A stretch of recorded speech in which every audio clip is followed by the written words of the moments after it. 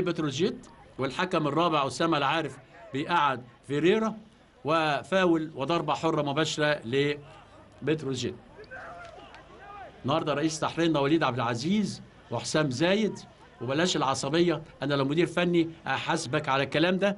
ومحمود البنا عامل ماتش كويس قوي لغايه دلوقتي، ورئيس التحرير او مدير التحرير حسين شعبان وايمن البرادعي، مراسل الملعب وليد فرج وهشام ابو خليل، وضربه حره مباشره تخبط وتروح ناحيه الشمال هناك على طول، وتتلعب الكره عرضيه.